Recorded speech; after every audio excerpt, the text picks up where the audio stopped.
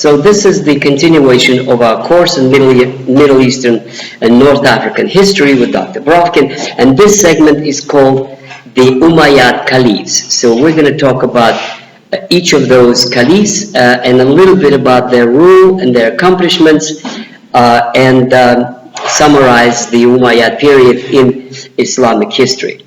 So the story stopped, if you recall, with the defeat of with the victory of Yazid, and then he died after the siege of Mecca in 683. And then there were 3 years of chaos and struggle for power among the Umayyad princes. So this is about until 683. And then there was a 20-year rule of Malik. He was one of the caliphs, one of the Umayyads who came to power. And it was a relatively good time. This is the beginning of, one would say it's the beginning of Golden Age. Especially the Syrians like to say that, because this is the beginning of arts, construction of mosques. Malik was a poet. And he begins a kind of an imitation in his lifestyle in Damascus of the Byzantine emperors. So there's a lot of cultural exchange. It's no longer sleeping in tent. It's no longer desert. It's no longer this kind of semi-educated nomads. Arab aristocracy begins to develop into a real aristocracy, which means they begin to do letters, which means literature.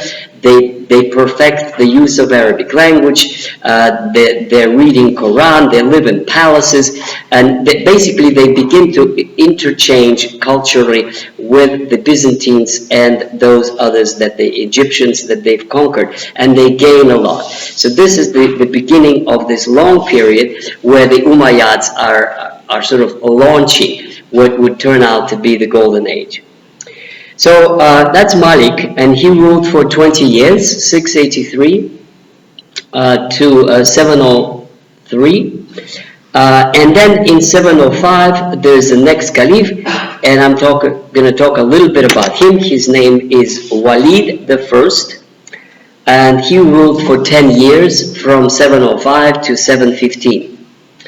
Now, we kind of can associate a few important things with each of those caliphs, and one thing that immediately comes to mind when you think about Walid is the truly historic event, which is the conquest of Morocco and of Spain, which is 1711 up to 1715. So that, of course, is of tremendous historical importance, because it changed the history of Spain for the next 700 years, or one could say forever, because the presence of Islamic civilization in Spain cannot be erased, even to the present day. Its history is totally, invariably connected with Granada, Cordoba, and other centers of Islamic civilization. So this is what Walid did, but not only that. This is a time of immense expansion of the caliphate, and it goes into Central Asia. So there's a place in Uzbekistan called Bukhara, and another beautiful town of Samarkand. They are today in the independent state of Uzbekistan. It used to be a Soviet republic. And one thing that anybody who knows anything about Bukhara and Samarkand, these are magnificent mosques. Absolutely magnificent, that shine even today. And the special features about these mosques is that they're completely covered by tile. So they shine. They shine in the sunshine like many, many kilometers before you actually come. So we have description of travelers who would just see the kind of golden shining mosques because of all these tiles. In any case, Samarkand is 712. Bukhara 713. So in a sense, this is the moment when you have one state that is spanning from Spain, from the borders of France, from Catalonia to Bukhara, which is Uzbekistan. Could you imagine this? I mean, like all of North Africa, all of Middle East, pretty much to the borders of China.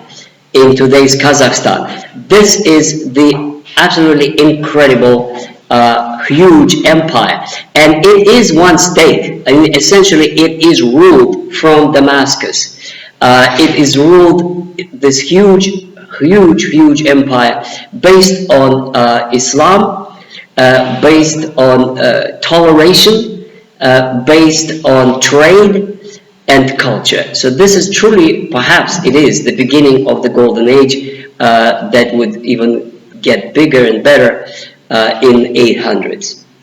So also Walid, also what he's beginning to do, he's building canals. He perfected the orthography of the Arabic language with all kinds of additions over the line.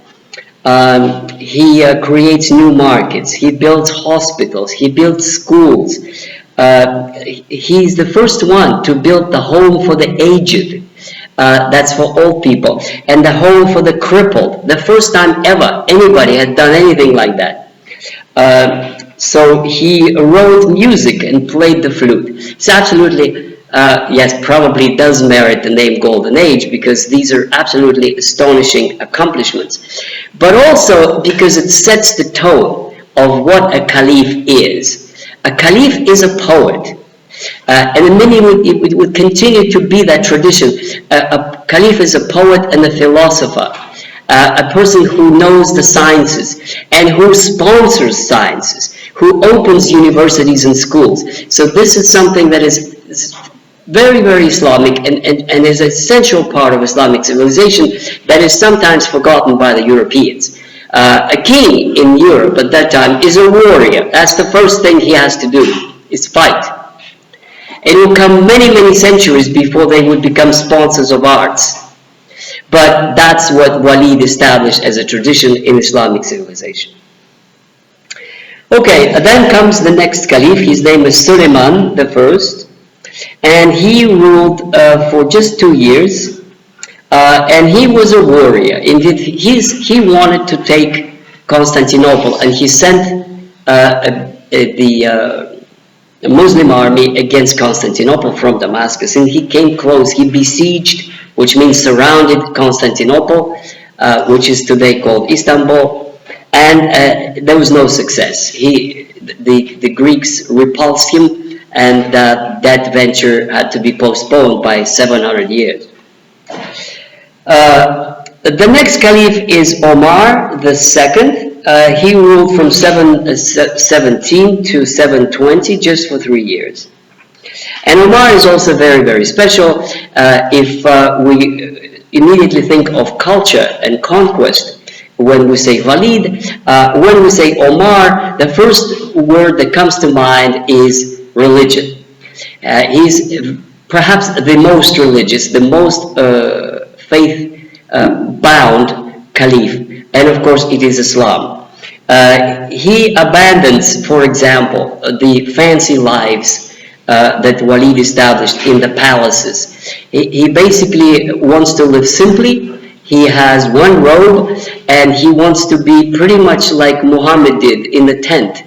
He disperses his harem. He says, "Thank you very much, but you're free to go home." He doesn't need a harem. He doesn't want to have all these women and entertainment and wine and pools and palaces. He has a very, very modest life, and the only thing that he wants is to spread Islam, but not by force. But this is where he begins to encourage conversion to Islam by the population, but never by force, by taxation.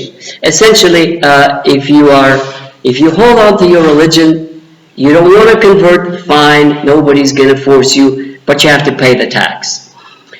If you don't want to pay the tax, you can convert to Islam. And that worked, because over the centuries, more than half of Egyptians converted this way, and a vast majority of Syrians converted this way, but some Syrians remained Christian to the present day. So there's another very interesting moment about Omar, is that his advisors said, look, there's so many people converting to Islam that we don't have enough money, because we just can't afford all the things that we need to pay for the needs of the state.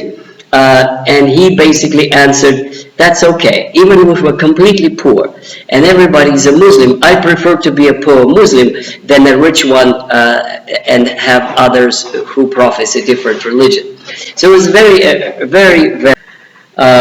Okay, the next one is Yazid II. So Yazid the first was the guy who killed Hussein, and this is the Yazid II. And the story basically goes like this, that, and it's a true story, that he had a wife and then he had a slave girl.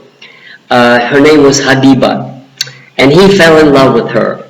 And his wife, the second, she basically allowed them to be happy and just stepped aside. And they were very, very happy. It was a great time. And then a thing happened. They were sitting around, playing around, and having fun. And they were throwing grapes into each other's mouth. So like it went the wrong way. She choked. It's not funny. She choked. She died, and then he grieved. And he died because he couldn't live without her. He died too. Oh, this is Hisham. This is Yazid II.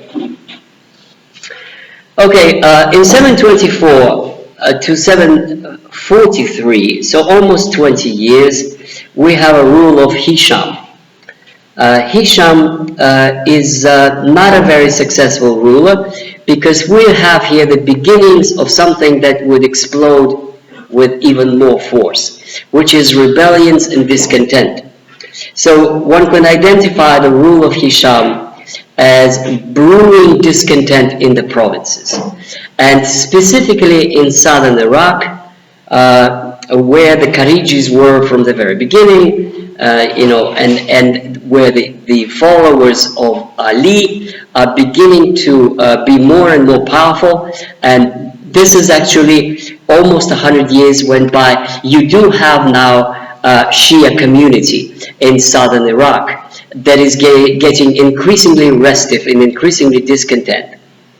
And Hisham's basically has to live with the fact that the empire is shaking, that there are areas that don't want him, and sooner or later they're going to explode in a protest.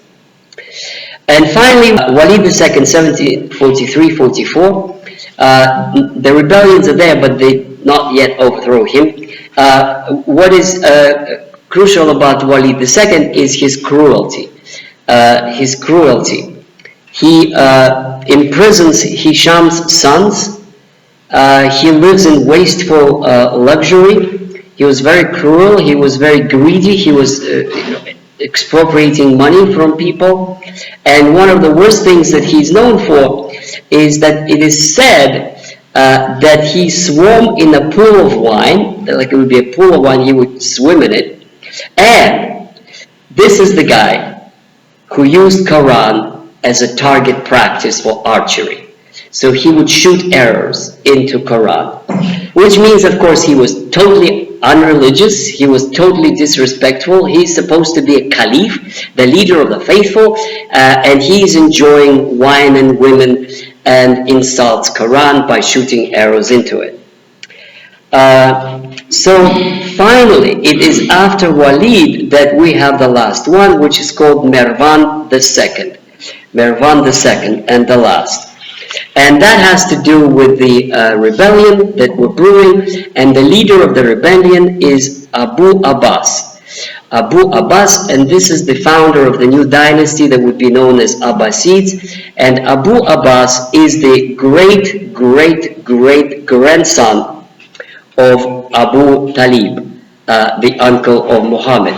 So this is the Abbasid line, this is the Muhammad's line, bloodline, also that of Ali, of course, and because Ali was the son of Abu Talib.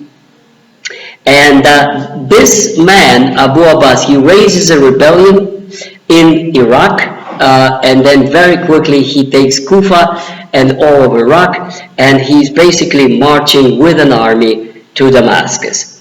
And there is a battle, and in that battle Abu Abbas wins, and Mirvan is captured and killed. And finally there comes a very bloody moment which is often cited about this period. Abdallah is the general who wins the battle. The battle is called the Battle of the Zab, which is a river in Syria. So he caught and killed Mirvan, and then they invited all the Umayyad princes for a conference, sort of to discuss the situation and what will be done next. And there was 80 of them.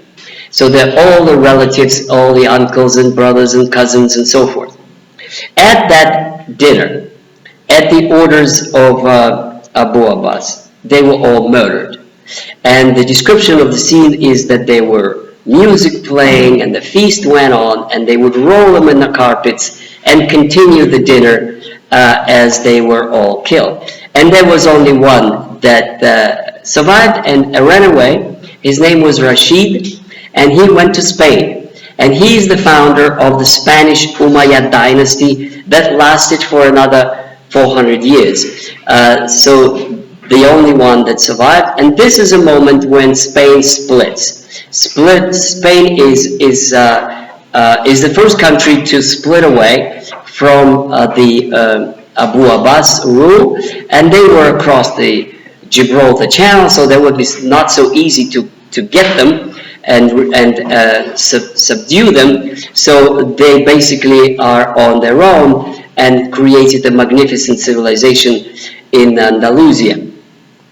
And Abbas is creating his own great empire, and great period begins with the Abbasid Caliphate and the Golden Age. Thank you.